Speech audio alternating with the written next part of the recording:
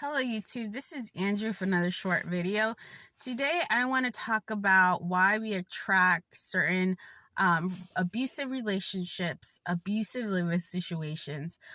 For me, in my behalf, for a whole year and a half, I've been living in a very toxic environment where the leasing company of where I live, the apartment, would actually make up these weird stories about, oh, the music is loud when nobody was there. Literally, that's how bad things were. And then the neighbors would actually spy on you, and sometimes they'll knock on your door saying, you stole the Amazon packages, and you never did anything. It was a very crazy environment, and I'm glad that I left after a year and a half. I made the decision to actually leave. And I'm so proud of myself. Even, after leaving, which was basically I left at the end of November going to December, I called, 2 days ago and asked for a deposit. Of course, I'm not getting my deposit back. And they charge me extra fees, and, they're thieves because only thieves would do that, right? So my whole point was, my whole lesson from living in this situation is, why did I attract this living situation? And the only thing that had came into my mind was maybe my childhood, maybe when I was 1 or 2, maybe I bounced apartments with my parents. Maybe it was not the greatest experience. And maybe I have to realize, hey, this is a learning experience. I needed to attract this for some reason, and pretty much put closure to that. And I don't really recall to say I had an abusive living situation when I was a childhood. There is a possibility that there was, and if it was there, I probably don't even remember it. And that's the scary part, because sometimes things that happen to you right now is because it happened in the past life. It could have happened in your childhood, and that's very scary to admit, but it's the truth. And sometimes you gotta admit that, okay, maybe this happened in my childhood. I don't know. It's same with abusive relationships. Sometimes you are in a relationship where either the guy hits you or the woman steals your money, or whatever the case. It could go both ways, right? I'm not saying it just includes only women. This happens to women only. But you have to think about, was your dad abusive? Was your mom abusive? What exactly happened? I mean, we live in a system that abuses people all the time. We have a school system that's corrupt. We have a government that's corrupt too. It's not a perfect government.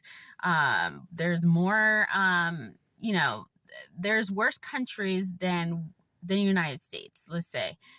But, there is still a form of abuse from the government, even if it's not, it's probably one of the best from all the countries that are in the world. But there is some type of abuse where they tax us, and they, people are saying they're taxing us too much and they're stealing our money and all that stuff. Blah, blah. I digress. But I want to come back to back to the original story. Was there abuse when you're in childhood, or was there abuse in your past life? So whatever form of abuse there was in your past life or whatever, you have to acknowledge that okay, there is a possibility there was an abuse. And how do you solve that? How do you solve something that you don't even remember or you can recall? Like, you might not even recall your dad hitting you. You might not recall your mom hitting you. You might not recall anything. How do you solve that? And I guess the only way you can solve that is maybe acknowledging that there is a big possibility that this has happened in the past, and say, okay, well, how do you solve this? And another way is forgiveness for your mom, forgiveness for your dad, forgiveness for the environment that you are in. They always say forgive, don't forget. And forgetting, don't forget, because you never know. You have to go back to your brain and say, hey, this has happened to me before. How did I solve this issue? Don't forget, because forgetting is not good. Okay, people, don't do that.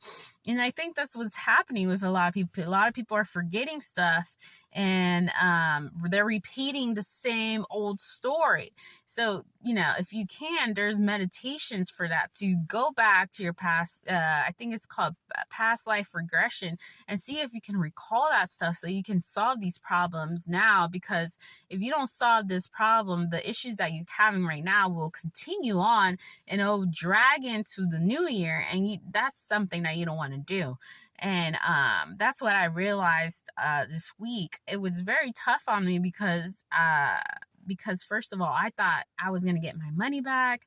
I'm living in a new situation, and it wasn't the case. And it just showed the amount of abuse of this leasing company. And now I'm just like, whoa, okay, well, next time, hopefully this new place that I'm living in, there's not any of this. It's so far so good.